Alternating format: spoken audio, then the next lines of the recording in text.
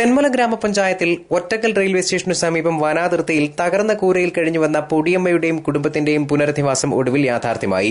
ഗ്രാമപഞ്ചായത്തിന്റെ നേതൃത്വത്തിൽ ജനകീയ സമിതി രൂപീകരിച്ച് നാട്ടുകാരുടെയും കുടുംബശ്രീ പ്രവർത്തകരുടെയും സഹായത്തോടെയാണ് ഉറുകുന്ന ഗവൺമെന്റ് LP സ്കൂളിന് സമീപം 6 സെന്റ് സ്ഥലവും വീടും വാങ്ങി നൽകിയത്.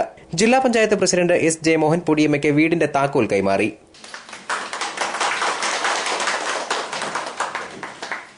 ജനപ്രതിനിധികളും സന്മനസ്സുള്ളവരുമൊക്കെ തന്നെ എന്തെങ്കിലും ഒരു ആശ്വാസവും സഹായവും അവർക്ക് നൽകി വന്യമൃഗങ്ങളുടെ ഭീഷണിയിൽ നിന്നും റെയിൽവേ വികസിക്കുന്നതിന്റെ ഭാഗമായി ഒഴിപ്പിക്കപ്പെടുന്നതിനെ തുടർന്ന് 3 പെൺമക്കളും ഒരു കൊച്ചുങ്ങളുമായിട്ട് അവർ തെരുവിലേക്ക് ഇറക്കി വിടേണ്ടി വരുന്നതിനെ സംബന്ധിച്ച് വേദനയിൽ കഴിയുന്ന ഘട്ടത്തിലാണ് എല്ലാവരും ഒത്തുചേർന്നിട്ട് ഇങ്ങനെയൊരു ആശയം പങ്കുവയ്ക്കുന്നത്.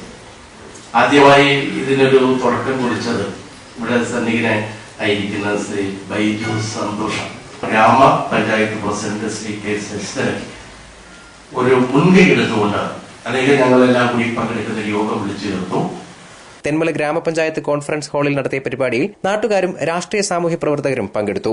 തെന്മല ഗ്രാമപഞ്ചായത്ത് പ്രസിഡന്റ് K. ശശിധരൻ അധ്യക്ഷനായി. മുൻ ഗ്രാമപഞ്ചായത്ത് പ്രസിഡന്റ് A. ജോസഫ് സ്വാഗതം പറഞ്ഞു. മുൻ ഗ്രാമപഞ്ചായത്ത് president K. Sasidharan, Thenmala grama panchayat vice president Sajikumari Sugathan, ward മെമ്പർമാരായ A. T. Shajan, VS Mani, VM Salim, Reena Sajeev, Shiny Biju, Ushakumari തുടങ്ങിയവരും പങ്കെടുത്തു. പൊടിയമ്മയുടെ കുടുംബത്തെ സഹായിക്കുന്നതിന് 2.5 ലക്ഷം രൂപ സംഭാവന നൽകിയ Punalur saint Thomas school chairman Jacob തോമസും ചടങ്ങിൽ പങ്കെടുത്തു.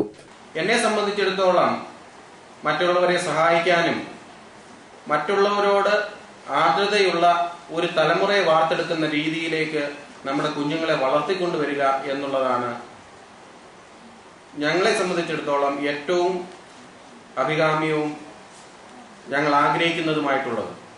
News bureau, Thenmala.